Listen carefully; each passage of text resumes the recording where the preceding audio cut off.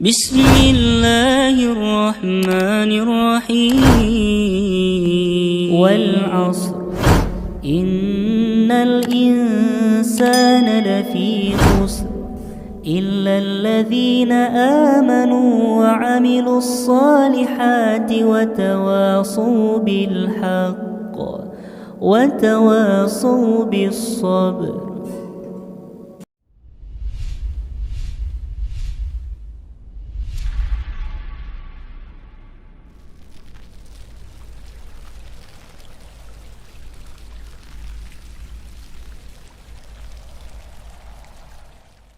Bismillah, Assalamualaikum warahmatullahi wabarakatuh.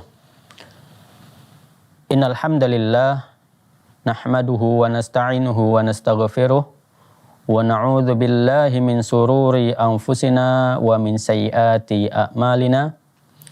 May yahdihillahu fala mudhillalah wa may yudlilhu fala hadiyalah.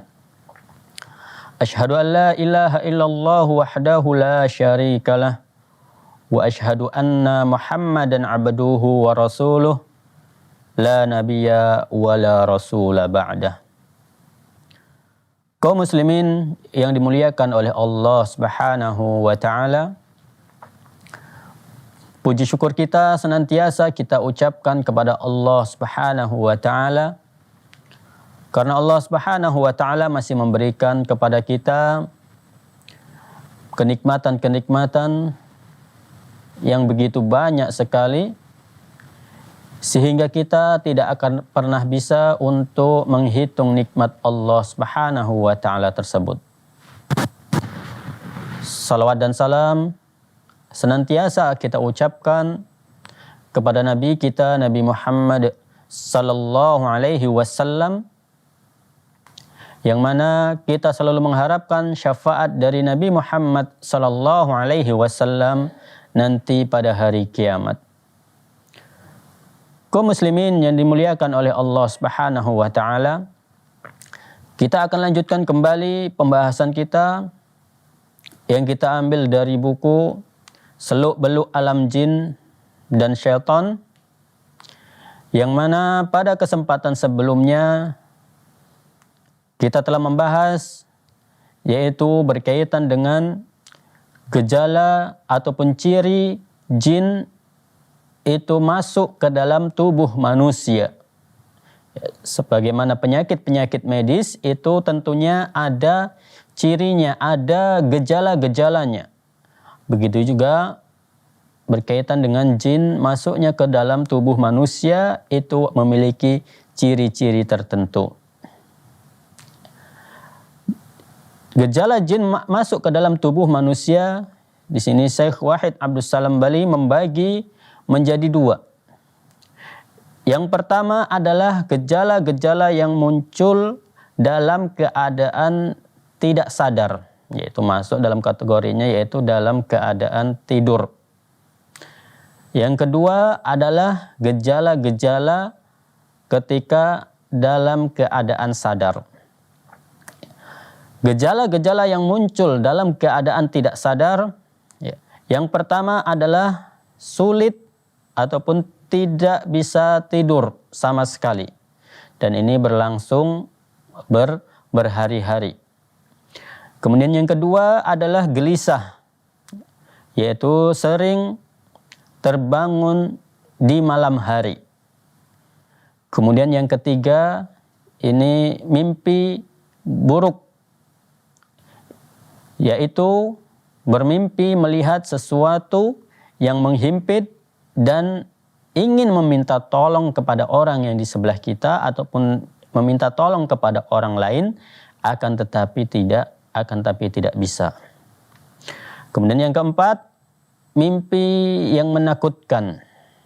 Dan yang kelima, bermimpi melihat beberapa jenis binatang dan mimpi itu terus berulang, yaitu melihat binatang misalnya seperti kucing, anjing, unta, ataupun ular, singa, dan lain sebagainya. Biasanya ini mereka itu ya hewan-hewan ini biasa kalau dia mimpi karena gangguan jin, hewan-hewan ini berwarna hitam ya, dan hitamnya ini adalah hitam pekat ya.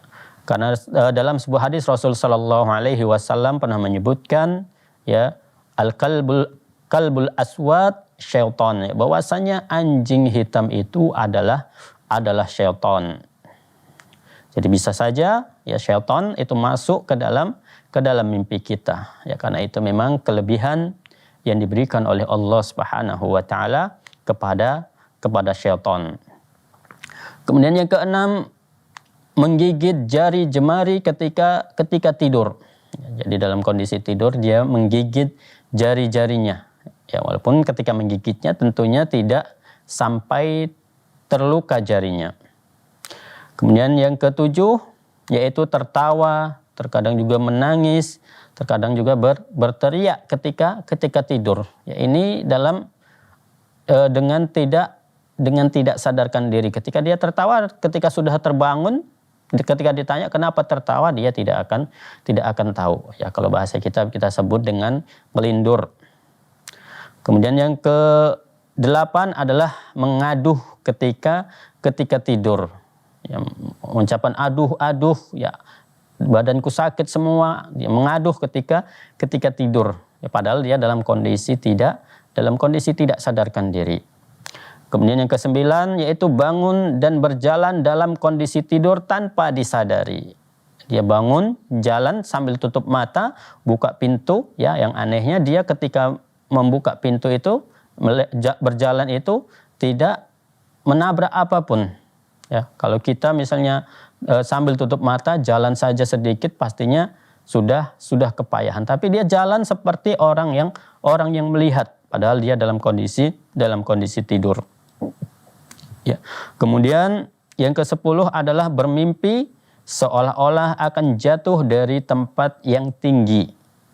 Ya, bisa jadi dari atas gedung, bisa jadi dari puncak bukit, bisa saja dari atas air terjun dan lain sebagainya, yang mana dia rasanya bermimpi di tempat yang paling tinggi dan akan terjatuh. Dan yang ke-11, bermimpi berada di kuburan.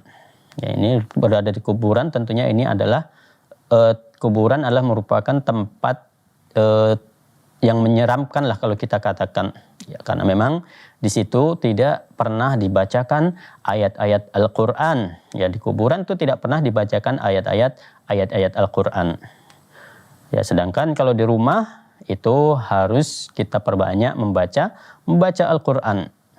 Ya, makanya dalam sebuah hadis Rasul sallallahu alaihi wasallam menyebutkan, ya, la taj'alu buyutakum qubura. Ya, jangan kalian jadikan rumah-rumah kalian itu seperti kuburan. Ya, kuburan itu tentunya tidak pernah dibacakan ayat Al-Quran, tidak pernah dilaksanakan ibadah sholat di situ, ya, ataupun tidak pernah juga dilaksanakan ibadah-ibadah yang lainnya di kuburan.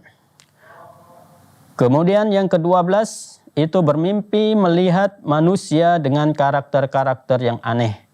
Ya, misalnya manusia yang sangat tinggi. Ya, bisa tingginya 5 meter, bisa tingginya sampai 10 meter dan lain sebagainya. Ya, ataupun dengan melihat karakter manusia yang memiliki telinga yang lebar. Ya, seperti gajah lah, seperti itu. Nah, ini adalah mimpi-mimpi yang aneh. Ya, kalau mimpi-mimpi yang aneh ini biasanya adalah dari syaitan. Kemudian yang ke-13 yaitu bermimpi melihat hantu ataupun melihat syaitan, ya, dalam bentuk yang menyeramkan. Ya, bukan dalam bentuk asli mereka.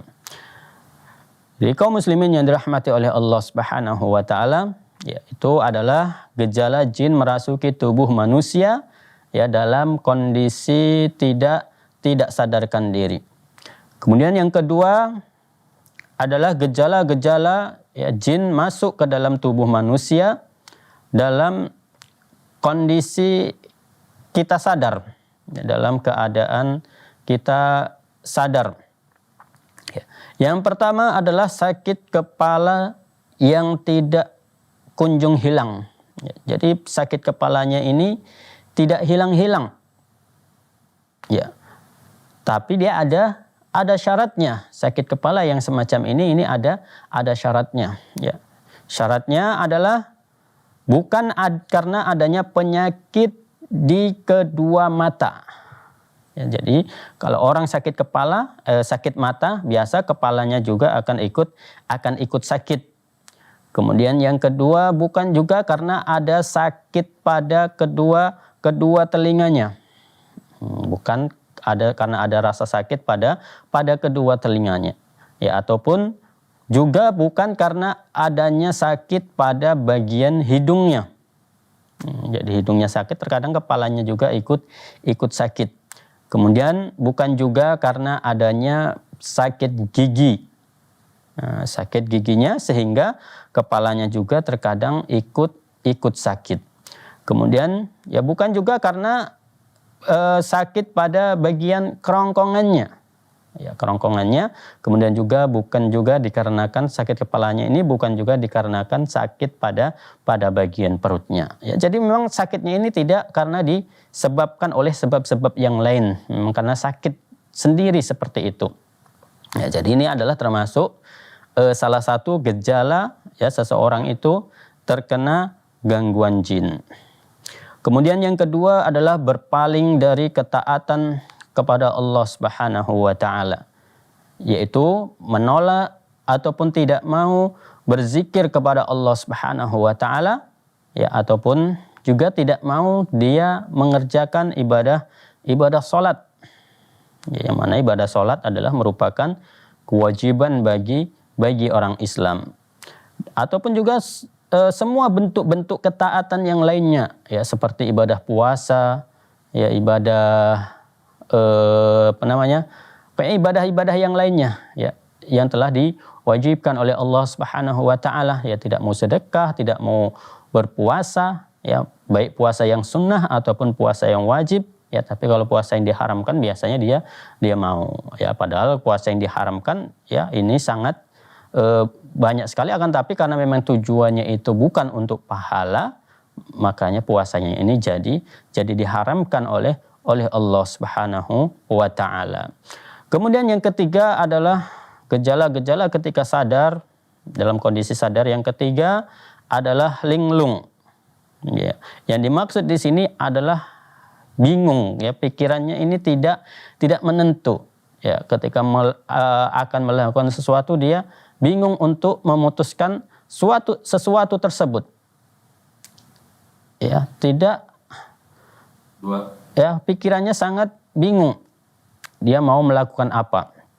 Ya, inilah dia ciri dari orang yang ataupun gejala jin itu masuk ke dalam tubuhnya. Ya, karena jin ini, ya, sebelumnya kita sudah jelaskan, yaitu jin ini biasa merusak bagian saraf otaknya, ya, karena kalau bagian otak saraf otak ini, ya, satu saja terputus, itu biasanya yang lain jadi bermasalah, ya, maka termasuk juga dia kadang nggak diputusnya, akan tapi dia halang-halangi, yang seharusnya darah itu mengalir ke saraf itu, ya, akan tapi dia halang-halangi bagian tersebut, ya, sehingga membuat orang tersebut linglung, ya, ataupun bingung, ya, dalam memutuskan sesuatu.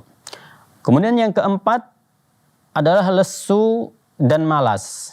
Nah, lesu dan malas ini juga adalah termasuk dari gejala dari jin itu masuk ke dalam tubuh manusia. Ya. Karena ada juga tipe orang yang dia terkena gangguan jin, itu ada dia tipenya ini modelnya itu semakin kuat. Ya, ada juga yang model tipenya ini, ya, ketika dia masukkan jin, ya, ini ada juga tipenya yang dia itu jadi sangat malas sekali, apalagi untuk beribadah kepada Allah Subhanahu wa taala, ini sangat berat sekali. Ya, apalagi udah dengar azan, dia akan semakin malas dan dia akan mencoba menutup bagian telinganya. Kemudian yang kelima adalah epilepsi, yaitu apa yang sering kita sebut dengan kekejangan bagian saraf. Ya, ini sering kejang di bagian sarafnya. Ini adalah termasuk dalam kondisi epilepsi ya. Kaum muslimin yang dirahmati oleh Allah Subhanahu wa taala, nanti insyaallah akan kita lanjutkan kembali pembahasan kita setelah beberapa jeda berikut ini. Alhamdulillahi rabbil alamin.